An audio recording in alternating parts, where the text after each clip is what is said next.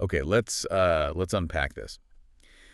When we talk about addiction, I think for most of us, we have a very specific picture that pops into our heads. Hmm.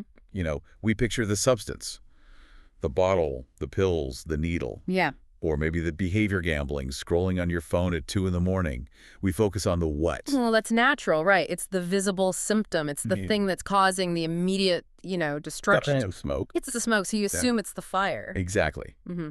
But today's deep dive Mm-hmm. it's going to force us to look away from all that. Yeah. We're taking a really hard left turn into territory that most people, I think, never associate with addiction. Yeah. We're looking at a source that argues addiction isn't really about the addiction at all. It claims the addiction is. Mm. It's a secondary response, almost a side effect of a totally different problem. A failure to grieve. A failure to grieve. It's a massive pivot. And honestly, it's kind of a relief to look at it this way because the traditional methods can feel like you're just, banging your head against a wall. So we're diving into a text called Grief Series Part 1 by Coach-Sheryl Sarmento.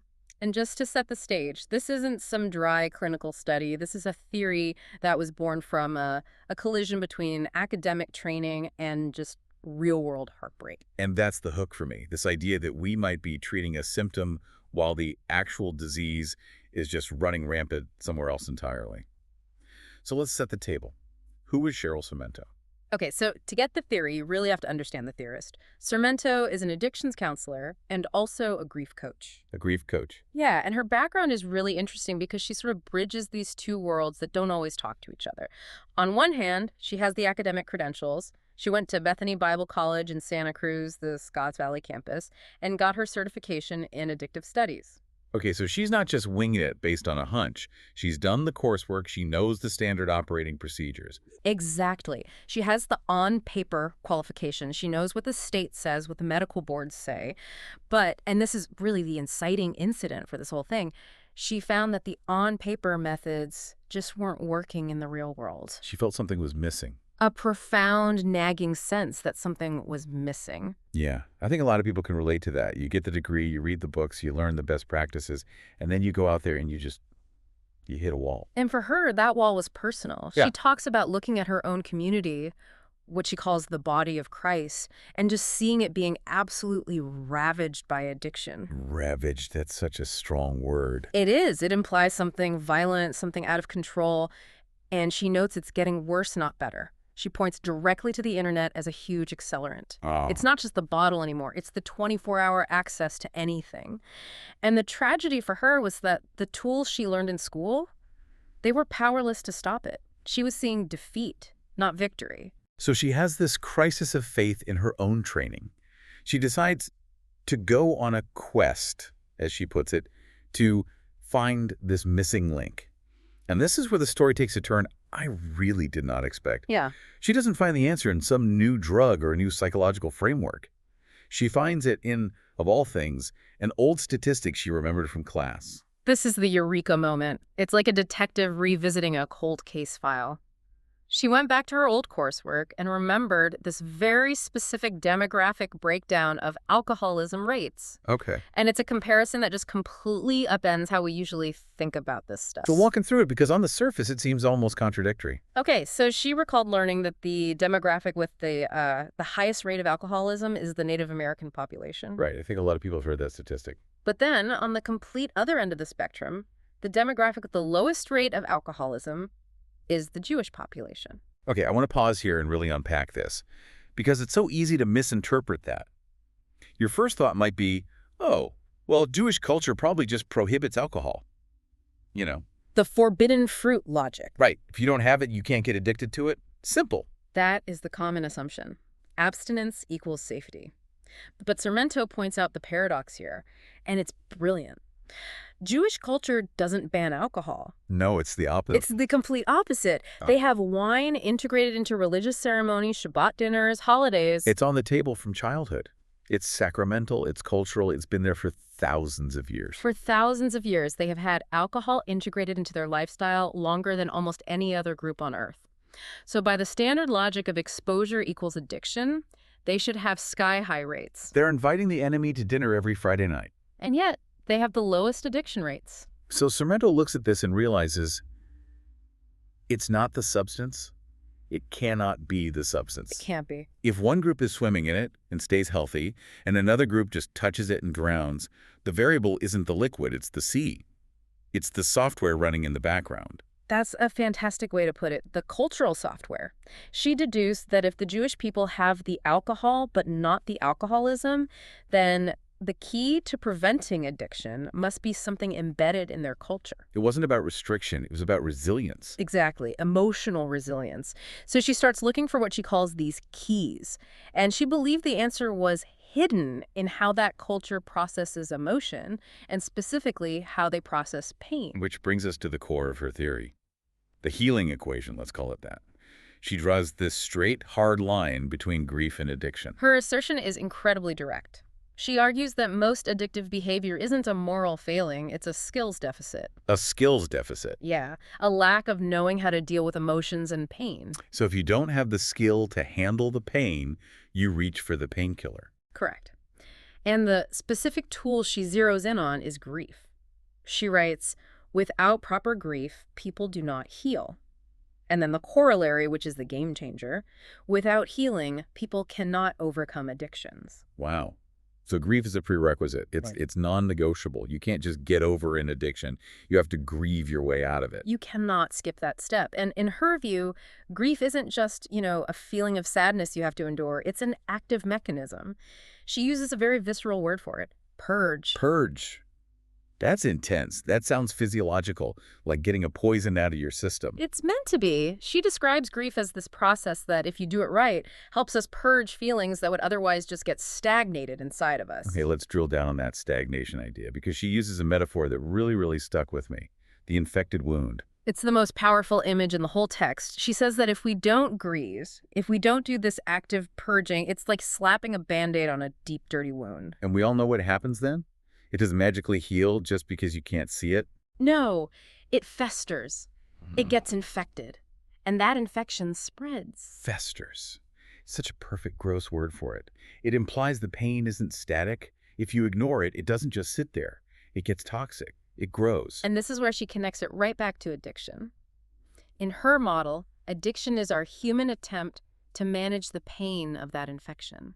We're trying to numb the festering wound. That reframes everything. The drinking, the drugs, the scrolling. It's not the problem. It's the anesthesia. It's the anesthesia for the infection that was caused by not grieving in the first place. We are frantically treating the numbing agent, telling people to put down the anesthesia, but we're completely ignoring the massive infection underneath. That just challenges the whole willpower idea, doesn't it? I mean, if you have a raging infection, you can't just will it away. You can't just decide not to be in pain. You have to clean it out. Precisely. And cleaning it out, in her context, is the act of grieving. But that raises the next question, and it's one she tackles head on. If grieving is the cure, why aren't we doing it? Right. I mean, people die. We cry. We have funerals. Aren't we grieving? Sarmento argues that what we typically do, it falls woefully short. She really critiques the current models that she learned in her university training. The secular forms of grieving. Yeah. The stuff you'd find in the standard psychology textbook. Yes. She acknowledges they're the standard, but she says she wasn't getting a whole lot of answers from them. She specifically calls out the 5 stages of grief. Oh, the Kubler-Ross model. Denial, anger, bargaining, depression, acceptance. I feel like that's practically pop culture at this point. It is everywhere. And she admits it can be helpful, to a degree. She doesn't dismiss it as false, but she argues it's just insufficient. Insufficient how? I mean, it feels pretty comprehensive when you see the list. Well, think about it this way. The 5 stages are descriptive. They tell you what you might be feeling. You are here on the map. Okay. But they don't necessarily tell you how to move through it. They describe the weather, but they don't teach you how to build the shelter. That's a crucial distinction. It's a map without a vehicle. It tells you you're depressed, but it doesn't give you the tool to purge the pain of that depression. Exactly. She felt the secular models offered very little in terms of active resolution. It was a lot of coping, not a lot of healing. So she pivoted back to her hypothesis about Jewish culture. The biblical Jewish style grieving. Right. And she makes a really important clarification here about what grieving even covers. Yeah, because she's not just talking about funerals, is she? A listener might think, well, nobody close to me has died recently, so this doesn't apply. No, and this is so vital. She says these principles apply to all losses of life. All losses. So like a divorce, Divorce, absolutely. Losing a job, a medical diagnosis? a medical diagnosis, losing a dream, the loss of normalcy like we all went through a few years ago. Anything that causes pain requires this purge. Yes. If there is pain, there's a need to grieve. And she claims the biblical principles for this are very specific, and they offer the actual mechanics that the other models are missing. She calls them keys. I love that. It implies we're locked out. We're standing outside the house of chilling because we don't have the right key. And she believes she found those keys by studying the culture that had the lowest addiction rates. She's trying to retrieve the how-to manual that she thinks our modern culture has basically thrown in the trash. Okay, so let's look at the landscape. Yeah. We have the problem. Festering, infected pain that leads to addiction. Mm-hmm. We have the missing solution. Specific, active grieving practices from ancient Jewish culture. And then the text shifts. She stops lecturing and she turns the spotlight right on the audience. She asks these 3 questions that just expose the huge gap in our current way of doing things. Yeah, and I want to pose these directly to you, the listener, Right. right now, because when I read them, they really stopped me cold. Go for it. Okay, question 1. Has everyone here experienced the death of somebody close to you? And for almost any adult listening, the answer is yes. Loss is universal. If it hasn't happened yet, it will. Okay, question 2. When you did you get any kind of answers as to how to grieve? And that's where the silence sets in, you know? Think about the last funeral you went to. You got sympathy, you got flowers, you got casseroles. Yeah. People said, "I'm sorry for your loss." But did anyone sit you down and give you a strategy? Did anyone say, "Here is how you purge this pain so it doesn't infect you"? It's the difference between sympathy and guidance. We get a ton of sympathy, but almost zero guidance. Which leads right into our third question. Were you helped through that grief process? And Sorrento implies, Yeah. and I think experience backs her up, that for most people, the answer is a hard no. A resounding no. We're just left to figure it out on our own. We stumble through it. Or, like she suggests, we slap a Band-Aid on it, swallow the pain, and just hope it goes away. And that gap, that complete lack of instruction on how to handle pain, that's what creates the vacuum that addiction rushes in to fill. It's almost inevitable. If you don't know how to purge the pain, you will find a way to numb it. It makes addiction look less like a rebellion and more like a survival mechanism that's gone wrong. That is such a compassionate way to look at it, and it aligns with her mission.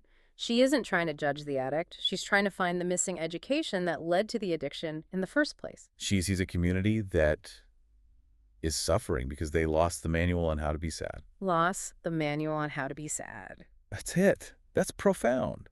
We're taught how to be happy, how to be productive, how to be successful. We are almost never taught how to be heartbroken. And because we aren't taught, we fear it. We avoid it. We run from it. I mean, we apologize for crying. How many times have you heard someone say, "I'm sorry," right after they start to cry? All the time. We view the purge as a weakness, not a cleaning process. And that avoidance leads directly to the stagnation she's talking about. So let's just bring this all together. What is the arc that Sorrento has built in this first part of her series? It starts with an observation. Traditional addiction counseling felt incomplete because the problem was getting worse. Right. Then it moves to a statistical anomaly. The group with the most access to alcohol, the Jewish people, has the lowest addiction rate. Which leads to the deduction. It's not about the substance, it's about emotional processing. And the theory is that ungrieved pain festers like an infection, and addiction is just the attempt to numb that infection. So the cure has to start with learning how to grieve properly. And she believes the best model for that is found in these biblical and Jewish traditions, which offer specific keys that the secular models just miss. That's the framework of Grieve series part 1. Now, I know exactly what you're thinking, listener. You're shouting, okay, I get it. I have the infection. What are the keys? How do I do the purge? And that is exactly where Coach-Sheryl Sorrento leaves us hanging. This is the setup. It's the diagnosis. She identifies the wound, and she points to the library where the cure is kept.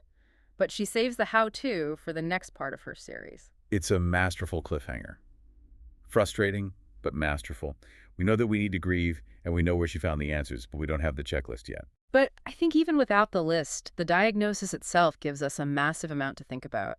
It reframes your own history with loss. It makes you ask, have I actually healed, or have I just been changing Band-Aids for the last 20 years? It really does. It makes you look at your own habits, maybe that extra glass of wine, the hours on social media, even overworking, and ask, what's the pain under this that I'm trying not to feel? That is the essential question. What are we purging, and what are we just preserving?